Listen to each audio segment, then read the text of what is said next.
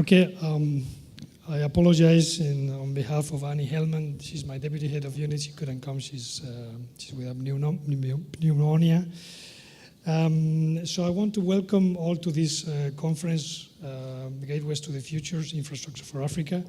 We expect that this conference will illustrate the important role of e-infrastructures for the development of the cooperation between Africa and the European Union. In our Director General, DG Connect, we have a vision and we have a guiding principle, is that for modern societies, broadband connectivity is a basic infrastructure. It's a basic infrastructure. We have water in Europe, we have food, we have roads, we have electricity, but without our broadband connectivity, our society will not evolve, will not progress and innovate. So this is what we expect also, that all societies, all modern societies in the world realize this use and importance of broadband connectivity infrastructure. Our mission in our unit and our Directorate General is to connect the European researchers to the rest of the world. This is important because we have to tap knowledge and good minds wherever they are. This is important for us, for excellence of research in Europe, but also we see that there is an effect also in other regions. So our goal is to have all the regions in the world being in the global picture. We don't want the researchers to come all the time to Europe. We want to stay there and also to stop the brain drain that some regions suffer. This is one of the objectives also of the European Commission for the development. So we want infrastructure. We think that infrastructures, they play a key role. They increase the research cooperation and capacity. They generate scientific excellence, but also we think that they contribute ultimately to economic and social well-being. And we believe that the model that we're fostering is the creation of national research and education networks all over the place and gathering and this national research and education network in regional research and education networks, because this is the model that has been a success in Europe. Before we had a very fragmented market, and when they united, they became really a power to also break many of the monopolistic rules that were not so far ago ruling in Europe.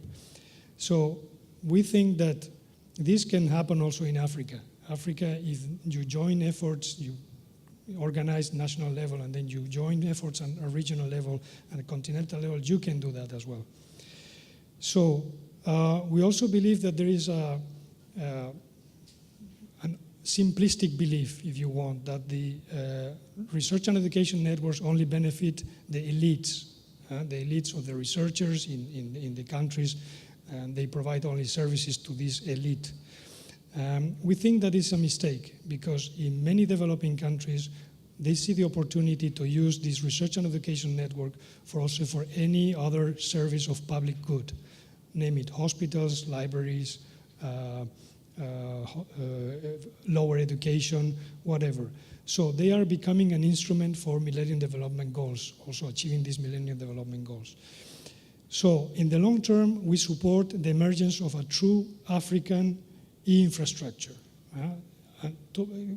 What we have in Europe. In Europe, you have a connectivity provided by GEAN. In Africa, we see that Africa Connect is providing this basic connectivity, but on top of that, we need services, we need databases, we need roaming services, we need video conference. This is what we expect also from Africa to develop. And this is the important role that national research and education national research and education networks can do. They can be the driver and the catalyzer, because they can provide all these services, but they can also connect with other public authorities in their countries to say, hey, we have here a very strong tool that you can also use for other public good. And we think also that end-runs, like we did in Europe, they can be spearheading, they can be a tool for innovation and competitiveness in the telecommunication market, breaking monopolies and advancing the commercial services, as we did in Europe. This is a collective effort. This is an effort that we have to do all together, and I want to recognize really the strong effort that the national research and education networks in Africa are doing, because they are normally in not very good conditions.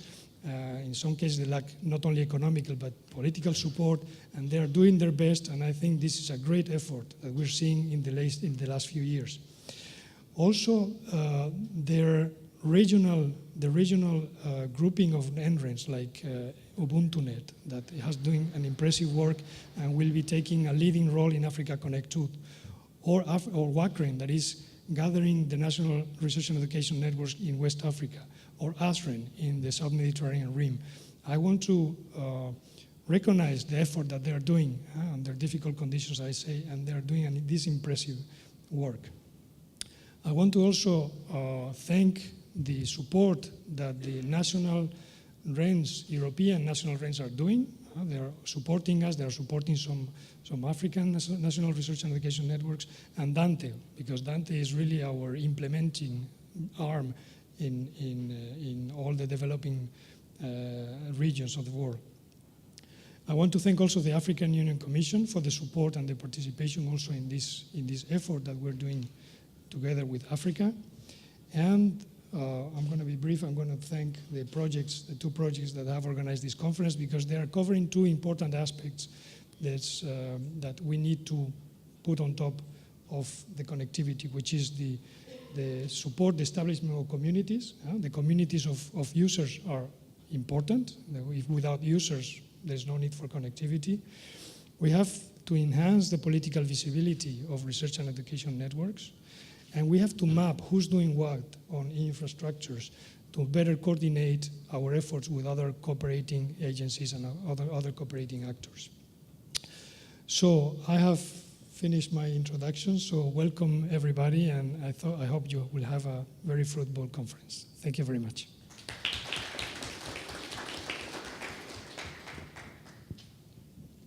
Thank you very much, Leonardo. Edmund?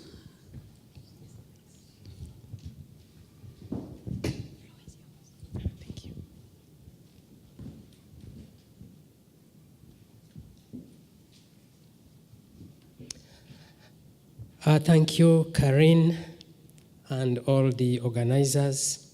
Good morning, dear delegates. I bring you greetings from the African Union, from Nkosazana Zuma, Chairperson of African Union Commission, Dr. Mayaki of the NEPAD agency, your friend Mokta Yedali, Head of the Information Society Division at the African Union Commission. I am from the NEPAD agency, which is a technical body of the African Union. And I am excited to be here because I believe that we can learn a lot and create partnerships that are going to make a big difference on the African continent. Many people don't know about the NEPAD agency, so let me briefly say a few words about the mandate of the NEPAD agency and how it fits in with the kind of work that you are actually doing on the ground. The mandate of the NEPAD agency is to coordinate and facilitate the implementation of regional and continental priority programs and projects. But to do this by mobilizing partnerships and resources to support that kind of implementation. To create knowledge management and undertake research, and to monitor and evaluate how all this is happening under the vision and mission of the African Union and its NEPAD agency. Currently, the major priority program of the African Union is the Program for Infrastructure Development in Africa, PIDA. Every time our heads of state meet, PIDA is at the top of the agenda, and they want to know the progress that is happening in this area. And while for most people, infrastructure means just transport and energy, PIDA actually also covers transboundary water and ICT. My colleague Moses is going to say a bit more about PIDA, but I do believe that for ICT, apart from creating submarine cables, putting them in place and connecting broadband connectivity to landlocked countries and so on, e-infrastructures are important. It is also important to make sure that this infrastructure is efficient, is reliable, and is secure, and is going to provide the kind of services that our end users expect. In this connection, let me mention that the NEPAD agency and African Union Commission have received support from the African Development Bank for capacity building towards execution of PIDA programs. They have also received mandatory support from the German agency GIZ, but beyond that, GIZ has done tremendous work to bring many of our financial institutions to support the work of the African Union and its NEPAD agency.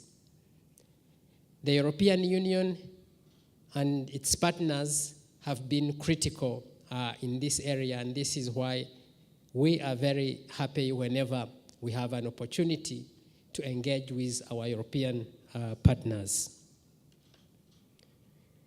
Let me also mention that within ICT, the African Union Commission and the NEPAD agency have worked with key stakeholders to develop a 10-year comprehensive ICT strategy for Africa. We call it Comprehensive ICT Strategy for Africa, or KISA, and we are eager in the coming months to discuss the contents of this strategy with key stakeholders to receive their additional input and buy-in towards its implementation. But so far, the strategic focus areas of this strategy include post and ICT infrastructure, capacity development, e-applications and services, enabling environment and governance, mobilization of financial resources and partnerships, industrialization, and research and development. Beyond this, there is a new initiative on the continent in ICT called Smart Africa. Smart Africa is being championed by President Kagame of Rwanda and has 5 key principles which were endorsed by the African Union Summit in January of this year. The 5 principles are to put ICT at the center of our national socio-economic development agenda. 2, to improve ICT, especially broadband. 3, to improve accountability, efficiency, and openness through ICT. 4, to put the private sector first, since in the area of ICT, they are the ones who do most of the implementation on the ground. And 5, to leverage ICT to promote sustainable development. So I'm excited to be here today as an opportunity to learn from you and also to create partnerships that will help us move forward. Research is critical to the African Union and the NEPAD agency in particular, since the NEPAD agency is supposed to become the African think tank. I thank you for your attention and look forward to fruitful deliberations. Thank you.